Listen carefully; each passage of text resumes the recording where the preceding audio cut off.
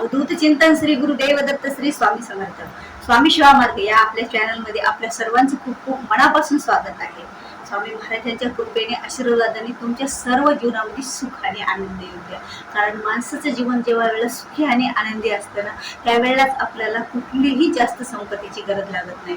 जो आपला वेळ जातो तो जर वेळ आपला आनंदात जात असेल, तो जर वेळ आपला उत्साहात जात असेल, तो वेळ एक असतो ना, तो वेळ जर आपल्याला साधता आला चांगल्या प्रकारे तर त्या वेळेचं महत्व आपल्याला कळत असतं। बघा, एकदा वेळ निघून गेली, आपण खूप भांडणार, किती टेन्शन वादविवाद मध्ये ना, तर नंतर ती वेळ वापस येणार आहे। जीवनात काही आपण करू शकतो, पण पाठीमागची वेळ ही आपल्याला आणता येत नाही, जशी गेली तशी। आणि ह्या प्रत्येकाच्या आयुष्यामध्ये प्रत्येकाने असे बरेच त्रास सहन केलेले आहेत। बघा, जवळचे नातेवाईक असो किंवा कुणीही असो, त्यांचे त्रास सहन केले आणि त्या त्रास सहन करता करता आपला तेवढा वेळ हा खराब झालेला आहे। स्वामी महाराजांनी आज इथपर्यंत आणलं। स्वामी महाराजांच्या सेवेने, कृपा आणि आशीर्वादाने सर्व काही सुरळीत झालं। पण ज्या वेळेला त्या लोकांनी, आता लोकांनी म्हणल्यापेक्षा आपलेच असतात, त्यांच्या आपल्याला त्रास दिलेला असतो, त्यावेळेला त्या त्रासातून सुटका होणे म्हणजे स्वामी महाराजच हे करत असतात। कारण माणूस बघा, ज्याच्याशी काही नातं नसतं, ज्याला काही आपला संबंध नसतो, त्याचा त्रास आपण सहन करू शकतो। त्यांनी काही म्हटलं, काही झालं तर आपण सहन करू शकतो। पण जे आपले खूप जवळचे असतात, आपल्या जवळचे असतात आणि ते जवळचेच लोक आपल्या संसारात ढवळाढवळ करतात आणि आपल्याला त्रास देतात, त्यावेळेला आपल्याला सहन करणं हे फार अवघड झालेलं असतं। आणि स्वामी महाराजांनी एवढा आयुष्यामध्ये संघर्ष करावा लागला की त्या संघर्षातून कसं तरी जीवन जगत आपण इथपर्यंत आलो। पण सत्याचा एकदा विजय असतो असं म्हणतात ना, ते खरंच आहे। सत्याचा विजय असतोच, कितीही कोणी त्रास देऊ, पण ज्या वेळेला स्वामी महाराज आपल्या सोबत असतात आणि आपला मार्ग हा सत्याचा असतो ना, त्यावेळेला आपलं कुणीही ठरवूनही वाईट करू शकत नसतं। कारण स्वामी महाराजांनी ज्या वेळेला आपला हात पकडलेला असतो, त्यावेळेला ते तर आपल्याला चांगल्याच मार्गावर नेत असतात, पण आपली पण तयारी तिथपर्यंत त्याच चांगल्या मार्गावर जाण्याची असते। आणि ते केव्हा घडतं? आपण आपल्या भक्तीतून, श्रद्धेतून आणि सेवेतून घडत असतं। बघा, आणि आपल्या घरात जर सतत आपली सेवा भक्ती होत असेल तर ती ऊर्जा पॉझिटिव्ह तयार झालेली असते आणि ती सकारात्मक ऊर्जा आपल्याला सत्याचाच मार्गावर नेत असते। बघा, आणि खूप लोकांनी त्रास दिला आणि आता पण ते बरेच लोक त्रास देत आहेत आणि चाललाय तसा संघर्ष आणि बऱ्याच गोष्टी आहेत, तरीही आपलं जीवन सुरळीत, सुखात आणि आनंदात हे स्वामीमुळे झालेलं आहे। कारण स्वामी महाराजांच्या सेवेमध्ये दुसऱ्यांचा विचार करायला वेळच मिळत नाही। दुसऱ्यांचा विचार करणं का करायचं? आपण फक्त मग सेवा वाढवायची, आणखी सेवेचा विचार करायचा, मग सर्व काही आपले स्वामी महाराज बघून घ्यायला आहेतच। बघा, कारण स्वामी महाराज ज्या वेळेला आपले जीवन त्यांच्यावर आपण सोपवलेलं असतो, त्यांच्यावर विश्वास असतो। हा, काही गोष्टी असतात त्या आज नाही उद्या होणारच आहेत, त्या विधी लिखितच आहेत, त्या होणारच आहेत। की स्वामी महाराज वेळ म्हणजे योग्य वेळ आणि योग्य आपल्या गोष्टी सगळं झाल्याशिवाय आपल्याला देत नाही। योग्य वेळ आल्यानं आणि आपल्यासाठी काय योग्य आहे ते त्याच वेळेस श्री स्वामी महाराज आपल्याला देत असतात। कारण स्वामीपासून काहीच लपलेलं नाही। बघा, स्वामी तर सर्वांचं कोण कसं वागतं, कोण कसं चुकतं, फक्त बोलून दाखवण्यात अर्थ नसतं। हे स्वामी महाराजांना सर्व काही कळत असतं। खूप दुःख झेलले, खूप संकट झेलले आणि स्वामी महाराजांनी इथपर्यंत आणलं। कारण एक दिवस असा होता की त्या दिवसात असं वाटत होतं की नाही, हे आयुष्य म्हणजे काय आहे, की आयुष्यामध्ये कुठंच अशी गती आणि चालना वाटत नाही। पण ज्या वेळेला सेवा आणि भक्ती केली ना, ज्या वेळेला सर्व देवावर सोपवलं आणि सेवा आणि भक्ती करून त्यांच्यावरच विश्वास ठेवला, त्यावेळेला ही जीवनाची, आयुष्याची वाट खरंच सुरळीत झाली। आणि स्वामी महाराजांनी एवढं काही दिलं ना, त्यांचे जन्मोजन्मी उपकार म्हणजे उपकार फिटणारच नाहीये। कारण स्वामी महाराजांचे उपकार म्हणजे एक आपली खरी संपत्ती असतात, ते आपले लेकरं असतात। आणि ती लेकरं जर आपली चांगल्या वाटेवर असतील ना, आणि संघर्ष करणारे लेकरं असतील, चांगल्या वाटेवरचे लेकरं असतील, जीवनात हार नाही मानणारे लेकरं असतील, तर खरंच स्वामी महाराजांची कृपा असते। तसे बऱ्याच सेवेकऱ्यांचे लेकरं, बऱ्याच स्वामी सेवेकऱ्यांचे लेकरं हे खूप चांगल्या मार्गावर आहेत। तर स्वामी महाराजांच्या कृपेने, आशीर्वादाने सर्व काही सुरळीत आता झालेलं आहे। पण ज्या वेळेला संकट होते, ज्या वेळेला लोकांचा त्रास होता, ज्या वेळेला विनाकारण कोणीतरी त्रास दिलेला होता, ती वेळ मात्र तशीच वाया गेली। त्या वेळेला ते वेळ परत येत नाही वापस, पण ते लोक आपल्या लक्षात राहतात, जे जवळचेच असतात। त्यांना लोक म्हणायचा सुद्धा आपल्याला अधिकार नाही, ते खूप आपल्या जवळचे असतात। पण त्या जवळच्या लोकांनी जेव्हा आपल्या खूप वाईट आपल्याशी वागतात ना, आपले कारण नसताना आपल्याला त्रास देतात ना, त्यावेळेला मात्र आपण म्हणतो ना की देवा माझं काही चुकलेलं नाही, ते तूच बघून घे. त्यावेळेला स्वामी सर्व बघून घेत असतात, म्हणून आपल्याला काही टेन्शन घ्यायचं नसतं. पण त्यावेळेला आपलं जीवन हे टेन्शनमध्ये गेलेलं असतं बघा.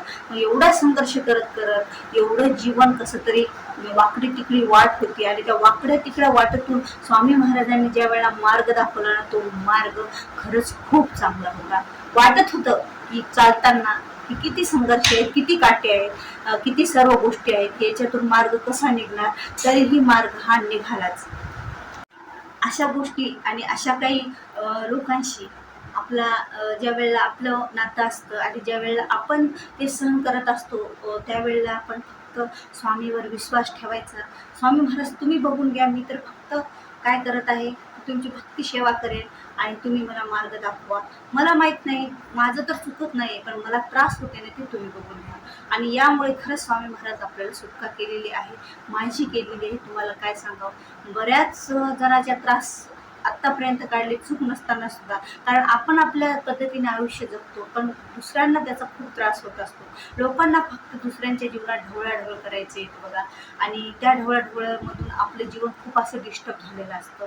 कारण आपण तर त्यांच्या कधी आदात नसतो, मदत नसतो. आपल्याला तर आपलं स्वामी महाराज, आपली सेवा आणि आपलं संसार, आपलं आयुष्य संपत नाही, पण लोकांना एवढी का आवड असते आपल्या संसारात ढवळाढवळ करायची, हेच कळत नाही आपल्याला. पण ज्या वेळेला हे लोक आपल्याशी असं वागतात ना, त्यावेळेला फक्त आपण स्वामीवर विश्वास ठेवायचा, मग स्वामी सर्व सुरळीत ठेवतात. ते लोक तर कधी बदलणार नाहीत, आपण त्यांना बदलू शकत नाही. त्यांचे विचार ते तसेच राहू द्या, आपण बदलायचं. आपण आपल्या स्वामीवर, आपल्या देवावर विश्वास ठेवायचा आणि आपलं जीवन हे सुरळीतपणे आपण चालू द्यायचं बघा. कारण एवढ्या संकटाशी सामना करणं, मानसिक ज्या वेळेला त्रास होतो ना, त्यावेळेला एवढा त्रास कुठलाच नसतो. माणूस शारीरिक त्रास तरी सहन करतो, पण मानसिक त्रास सहन करण्याची शक्ती देवच आपल्याला देत असतो. आणि त्या देवानं या बऱ्याच गोष्टीतून मला सावरलेलं आहे, तसं बऱ्याच सेवेकरांना सावरलेलं असेल.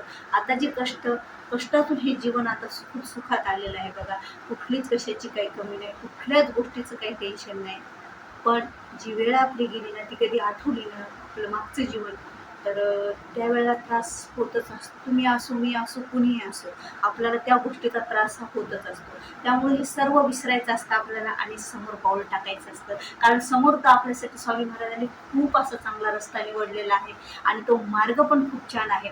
वाटलं कठीण, जीवन जगताना कठीण वाटलं, टेन्शन वाटलं, पण ज्याचे कर्म ते भोगतील. आपल्याला त्रास झाला तर काही हरकत नाही, थोडा वेळ त्रास झाला आपल्याला, आणि ज्या वेळेला आपल्या क्षमा असते ना, स्वामींनी आपल्याला काय शिकवलं आपल्या सेवेतून, की क्षमा करा, माफ करा, जाऊ द्या.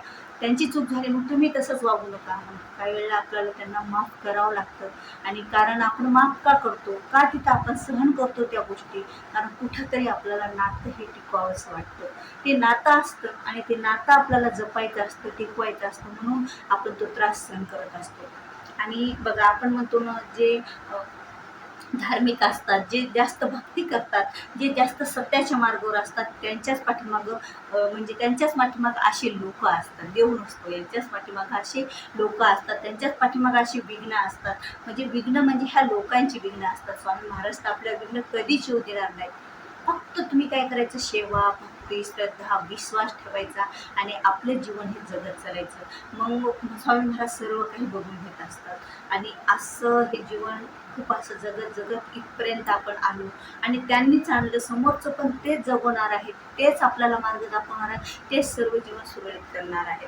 असेल आपलं काही वेळेला आपलं प्रारब्ध जर, किंवा आपल्याच काही कोणत्या कर्म समजा आपले कधी कोणत्या जन्मातले, तर त्याची शिक्षा आपल्याला मिळाली असं समजायचं, आणि आपण काही गोष्टी स्वीकारायच्या.